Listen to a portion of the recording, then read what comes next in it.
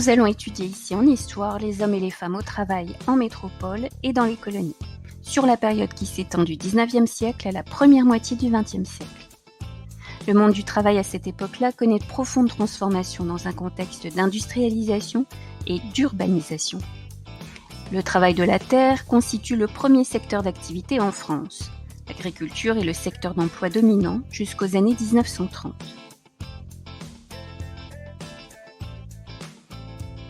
Cette peinture de l'ermite met en lumière la grandeur et la dignité de ces hommes et femmes de la terre. La mère nourrissant son enfant, le jeune homme qui reçoit sa paye la main posée sur sa faux, et surtout le vieux moissonneur, hâlé et maigre, assis sur son banc, le regard vidé par la fatigue. Tous personnifient ici à leur manière le travail agricole. Il s'agit d'un hymne au travail paysan, une image rassurante d'une France rurale laborieuse, ignorante des bouleversements et des troubles qui se trament en ville. Progressivement, le domaine agricole s'accompagne d'une modernisation lente mais progressive, notamment pour le battage des blés, où on passe de la traction animale à la vapeur, au premier tracteur et le chargement du bétail qui se fait en gare. Fermiers, petits propriétaires, salariés agricoles, journaliers et travailleurs sans terre, domestiques, composent ainsi un monde diversifié, caractérisé en partie par la pluriactivité. Paysans ouvriers, paysans artisans. Dans l'entre-deux-guerres, la mécanisation gagne progressivement les campagnes, ainsi que l'usage des premiers engrais chimiques, ce qui amorce des transformations dans le travail de la terre. Entre 1815 et 1940, le rendement moyen national du blé montre une progression régulière mais modeste. Cette progression est liée à la mécanisation des tâches, à l'amélioration des machines et à l'introduction d'engrais. Dans les villes comme dans les campagnes, les métiers de l'artisanat évoluent sous l'effet des nouvelles techniques et de la concurrence de l'industrie. En 1870, le secteur textile emploie à lui seul 50% des ouvriers français. Il s'agit dans cette peinture d'un atelier qui est aussi un lieu d'habitation. Les enfants jouent.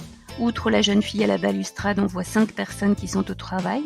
La tisseuse assise sur la banquette d'un métier d'uni tire le cordon pour lancer la navette. Le tisseur, armé de force, procède à quelques réparations et 3 femmes préparent les canettes sur des mécaniques différentes. En 1877, une forte hausse des prix de la soie grège, à la suite des récoltes désastreuses des cocons, s'accompagne d'une chute des commandes. Les négociants sont endettés et chargés de stocks à écouler. Les métiers sont arrêtés. À cette crise grave succède la longue dépression de la fin du siècle. Le développement du chemin de fer et l'amélioration des routes, la crise économique de la fin du XIXe siècle accentue l'exode rural. C'est au cours des années 1840 que la France entame son processus d'industrialisation et en une trentaine d'années, l'économie française se réorganise puisque le secteur industriel accélère la croissance économique, reléguant l'agriculture en seconde position. L'industrialisation est permise grâce à la découverte d'une nouvelle source d'énergie, le charbon. L'industrie se trouve alors bouleversée par une série d'innovations techniques. Un nouveau lieu de travail apparaît, l'usine. Les usines s'installent à proximité de leurs 2 matières premières principales, l'énergie et la main-d'œuvre. Le travail à l'usine apparaît au XIXe siècle. Les ouvriers connaissent de longues journées de travail, notamment dans les filatures et les mines avec des salaires très bas.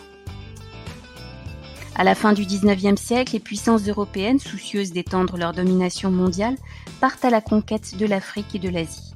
En 1914, le partage colonial est achevé. La France possède le 2e empire colonial avec 12 millions de kilomètres carrés, peuplé de 48 millions d'habitants. Dans les premiers temps de la colonisation, le recours au travail forcé fut massif. Il s'agissait de trouver la main-d'œuvre nécessaire pour les grands chantiers, ponts, ports, routes, chemins de fer.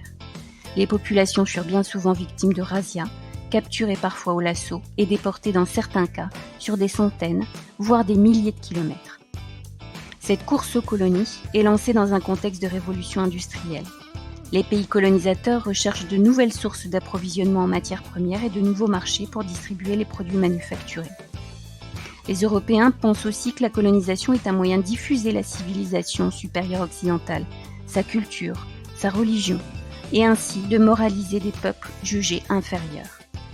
La mission civilisatrice repose sur 3 piliers, la mission religieuse, la santé et l'école.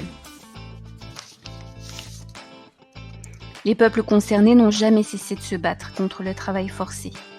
C'est évidemment l'une des grandes revendications de leur porte-parole. En 1944, la question est évoquée lors de la conférence de Brazzaville. Mais réunis autour du général de Gaulle, leurs participants estiment qu'il n'est pas possible d'abolir le travail forcé. 2 ans plus tard, cependant, le député de la Côte d'Ivoire, Félix Houphouët-Boigny, fait voter à l'Assemblée nationale une loi qui met un terme à ce système, du moins officiellement, car elle a continué de facto en bien des lieux jusqu'au début des années 60. L'esclavage est aboli en 1848, mais le travail forcé se maintient jusqu'en 1946.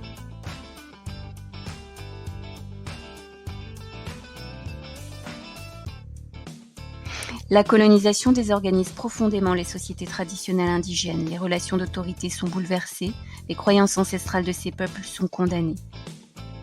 Le développement des réseaux de transport dans les colonies a pour seul objectif de faciliter l'acheminement des matières premières vers la métropole. Pour mettre en valeur le territoire, on soumet les colonisés au travail forcé et à une forte imposition.